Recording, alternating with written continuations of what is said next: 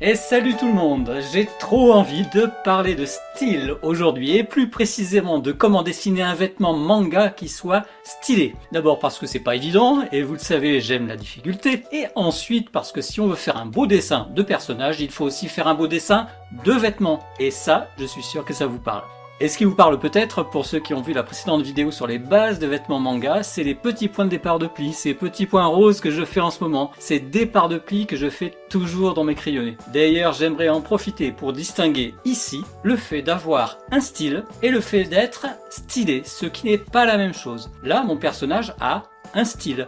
Classe, mais cool, avec veste et chemise relâchée. C'est son style. Mais ce n'est pas ça qui fait qu'il est stylé, que ce dessin est stylé. Il faut en vérité avoir les deux. Avoir du style et aussi être stylé dans un dessin manga, c'est obligatoire. Le style d'abord, c'est quelque chose qui doit correspondre à votre personnage, selon son âge, son travail, pourquoi pas, son univers. Là, on a de l'écolière japonaise, de la fille cool, de la lolita, de la fantasy, un uniforme militaire, un costume historique ou de science-fiction. Alors il y en a qui s'inspirent de la mode en général, et d'autres qui apportent des modifications personnelles à des styles inventés par d'autres. Le style lolita par exemple se décline en plein de sous-styles. Le style fairy kei, le style creepy cute, etc.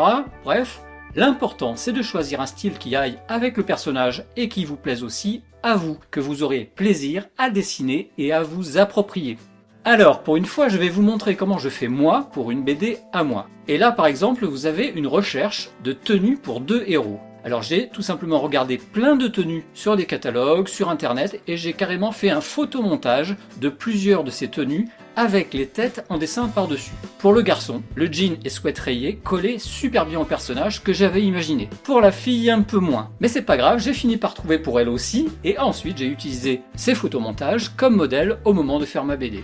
C'était hyper pratique comme méthode, ça m'a même fait gagner beaucoup de temps. Mais toujours pour cette même BD, j'avais un personnage de vieille mamie, un peu gitane, un peu magicienne, un peu beaucoup vieille quoi. Et là, j'ai dû chercher des bouts de costumes que j'ai rassemblés ensuite sur une esquisse.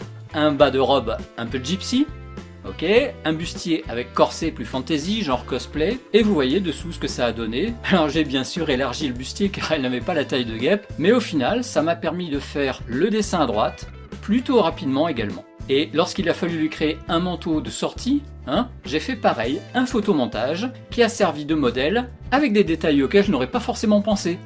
Des boutons, des cols, des rubans, etc. Des détails que j'ai mis ensuite sur chaque case où le personnage apparaît. Donc, pour résumer, faites des recherches de style de costumes existants ou inventés, testez-les sur des dessins de personnages à part, vérifiez que ça raconte aussi qui il est. Un personnage en costume ou en pyjama chaton, en vrai, c'est pas le même personnage, et pas du tout le même délire. Maintenant, il y a le côté stylé. Alors ça, c'est le petit plus. Le côté stylé, c'est ce qui fait dire « Waouh, ça le fait !» ça bouge bien, etc. Ça fait envie. Dans la réalité, d'un vrai vêtement, ce côté stylé s'obtient quand on y met le prix, en achetant un vêtement de marque, un vêtement à la mode, bon bref. En dessin, ça s'obtient par presque obligatoirement un travail sur le trait. Et je le prouve. À gauche, j'ancre mon personnage d'un trait net, rapide et qui ne tremble pas, des longs traits si possible, qui se détachent bien les uns des autres. Et ça donne au final un style élégant, voire classe. Mais si par exemple je fais des traits à la fois plus lents, plus ronds, un peu plus mous, ce qui n'est pas forcément mal, mais ce sera on va dire plus décontracté, genre on rentre à la maison après une grosse journée de travail. Et enfin il y a aussi le style plus nerveux, plus avec des petits traits, souvent doublés avec des hachures qu'on trouve souvent dans certains shonen. Voici quelques exemples de ce type de traits extraits du manga français L'Île Berry, dessiné par Jero Seijūdo, et qui donne vraiment un style vif et tonique qui est tout à fait adapté à une histoire d'aventure et d'humour débridé, comme c'est le cas de L'Île Berry. Merci d'ailleurs à Jero pour m'avoir autorisé à utiliser ses dessins. Mais ce n'est pas ce côté stylé là qu'on va détailler aujourd'hui, ce sera pour une prochaine vidéo. Là, on va passer à la pratique en restant sur le style élégant de départ, et vous allez voir comment transformer vous aussi votre dessin en dessin stylé. Première étape, celle qu'on fait tous, ça c'est facile, on crée un premier brouillon de notre dessin.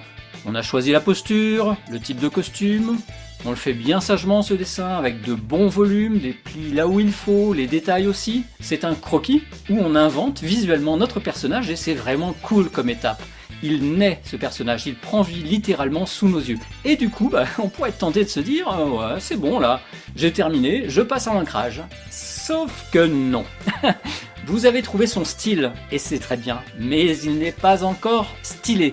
D'ailleurs, je vous montre. Si je repasse dessus au stylo noir, même en faisant de mon mieux, hein, ça fait un joli dessin, qui pourrait être tellement mieux sans rire. Il manque quelque chose, ce quelque chose que les dessins des mangaka ou des illustrateurs manga ont. Ça s'appelle le côté stylé, il n'y a pas d'autre mot. Et ce côté stylé s'obtient toujours au crayon de papier, mais dans une deuxième phase, celle qui s'appelle le crayonné. Alors l'étape du crayonné, c'est pas seulement pour mettre des détails, hein, mais aussi pour rajouter, pour chercher quelque chose de plus élégant, de plus dynamique, de plus en volume, par-dessus l'esquisse de départ.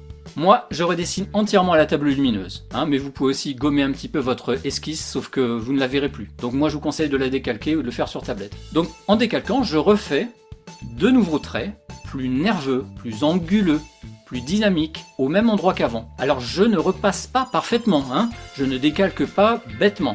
Je redessine autre chose par-dessus. Je me sers du modèle dessous et je redessine autre chose. Alors parfois, par exemple, j'exagère un détail pour le faire comprendre. Parfois aussi, je fais des traits plus courts. Parfois, je fais 2 traits au lieu d'un. Et parfois, je fais dépasser quelque chose. Je le fais bien ressortir. Je réinvente mon dessin de base. Et en faisant ça, eh bien c'est marrant là, au fur et à mesure, je le redécouvre ce dessin. Mais plus chouette, plus beau, en un mot, plus stylé. Un exemple encore, ici à droite, le nœud et le ruban, je fais des cassures, des angles, des changements aussi sur les grosses boucles. Je fais aussi danser le ruban, enfin, je teste, hein, tout simplement, au crayon, de déplacer le bout du ruban comme s'il y avait du vent. Et au final, quand je compare avec le premier dessin, j'ai bien fait de pas le gommer, hein, je trouve ça mieux. C'est la preuve que j'ai bien fait de modifier. Il est plus dynamique et plus stylé. Donc je finis ce crayonné par la jupe, hein, s'il y a bien un truc qui doit être stylé, les filles le savent, élégant, dynamique et tout ça, c'est bien la jupe. Donc là encore, eh bien je change des trucs, je teste, je fais bouger par exemple le bas des plis, je m'éloigne de mon premier dessin, et d'ailleurs quand on compare les deux versions côte à côte, esquisse et crayonné, bah on voit quand même bien la différence. Après, c'est aussi une question de goût, et aussi de personnage. Si votre personnage est du type discret, super timide ou un peu coincé, à droite, c'est bon, c'est parfait. Si votre personnage est plein de vie, d'énergie, d'envie de vivre, bah celui de gauche est mieux, hein, plus beau également, vous l'avez compris maintenant. Plus stylé. Alors le troisième stade de ce dessin stylé, c'est à nouveau l'ancrage, mais pas comme je l'ai fait juste avant, en repassant proprement, mais un peu bêtement, hein, mon dessin. Mais en continuant cette idée de mettre du style. Rien n'empêche à l'ancrage d'améliorer encore, de simplifier, c'est même conseillé. Ancrer un manga ou une BD, ce n'est pas repasser, pas du tout. C'est, comme tout le reste, du dessin à l'encre pour donner du style, ou plutôt un côté stylé. Et comme c'est ce que les gens verront au final, même si on y met de la couleur ensuite, il vaut mieux jusqu'au dernier moment, au dernier trait à l'encre, chercher à faire quelque chose de stylé au maximum. Et vous voyez, sur ce dessin, c'est vraiment le cas et ça fait super plaisir. Et si jamais il reste encore des petites choses qui ne vous plaisent pas, hein, des petits défauts, même après l'ancrage, personne n'est parfait, même les plus grands dessinateurs, eh bien, corrigez. Soit en tablette, soit en collant un bout de papier sur votre dessin, faites la modification, faites de votre mieux, vous n'en serez que plus fiers, et tout ça, bah, ça n'a carrément pas de prix, c'est génial. Voilà les amis, j'espère que cette vidéo vous aura plu. N'oubliez pas de me faire plein de commentaires, de liker, de vous abonner si ce n'est pas déjà fait. Rendez-vous également sur Instagram, maintenant que vous avez l'habitude, pour des dessins inédits chaque jour, et on se retrouve, nous, très vite sur YouTube, sur la chaîne Je Progresse en Dessin. Ciao!